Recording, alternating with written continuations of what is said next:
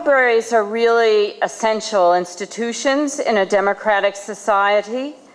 They give all citizens access to information free of charge that allows them to make the informed decisions that are necessary to the health of our democracies.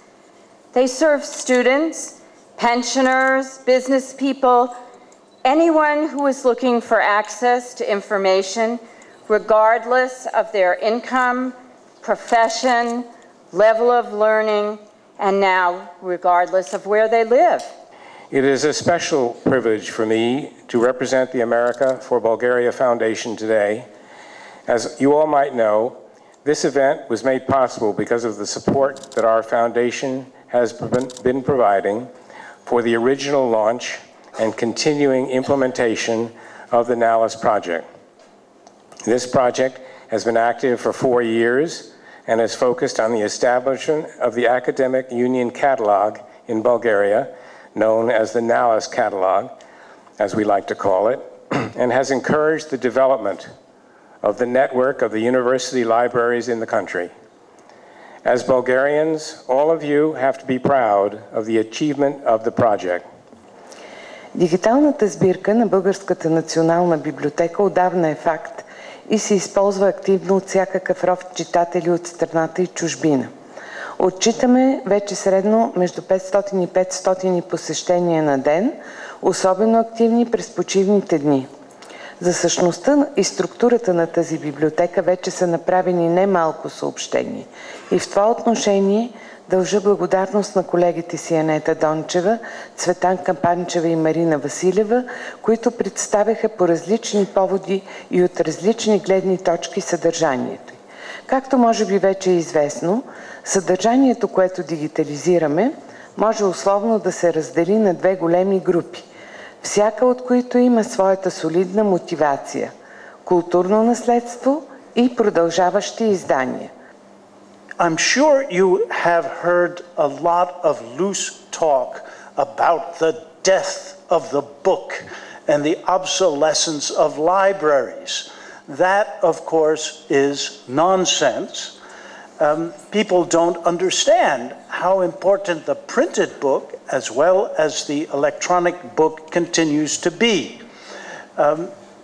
So I think we actually face a moment of enormous possibilities that we can be at least guardedly optimistic about the future if only we can get that future right.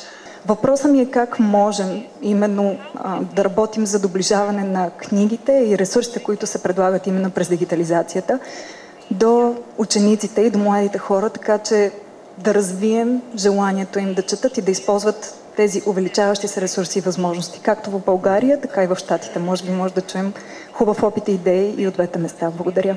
Въпросът, който поставяте, е много интересен, но и много важен, защото според мен е от желанието на младите да четат и от умението им да използват ресурсите, зависи изобщо изграждането на едно успешно общество. I completely agree. I would like to add one thing. It seems to me crucial that families develop reading among children. So, of course, the digital public library, such as your national library here, can make available to schools all kinds of books, including great collections of children's books. That's an advance. But I am convinced that the crucial thing is for parents to read to children. I really want to emphasize a few things. First, how these kinds of partnerships that we are engaged in for digital libraries are changing what is known about our history, about our collections, and also how it influences what we believe we can do, and how that then moves us into taking action. Имам такъв въпрос относно търсачката за разчитане на ръкописи и такива текстове особени, които трудно се индексират с традиционните търсачки. Възможно ли е този инструмент, да кажем, да се приложи и спрямо кирилицата? Например, при нас има такъв проблем, че има много дигитализирани различни ръкописи на кирилица, но те трудно се индексират от познатите ни нам търсачки и по този начин трудно се откриват, ако човек търси нещо в по-старите така книги. We have also manuscripts that are in Cyrillic and in Sanskrit and Arabic and all kinds of other scripts.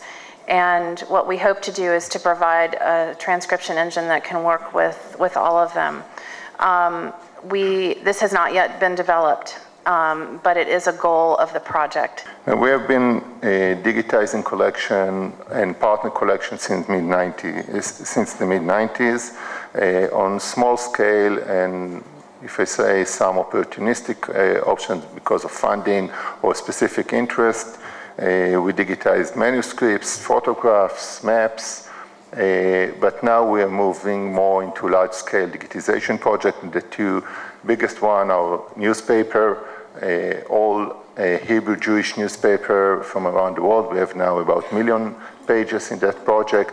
And the second one is that we just finished digitizing the complete National Sound Archive, which includes some 30,000 hours of recording. It's a good opportunity for me to present our project, which we have started in Russia a few years ago, with the name of Digital Library Scientific Heritage of Russia. Russia, as you know, it's a big country and with a long history, and for us it was necessary to understand how to use what we have collected for these many years, how to use it effectively for research and education. And when we have started this project, we keep in our mind that it must be a part of common information space for research and education. Нещата коренно се променят именно благодарение на тези нови технологии и новите ключови думи са отворен достъп и стимулиране на различни граждански инициативи и граждански активности.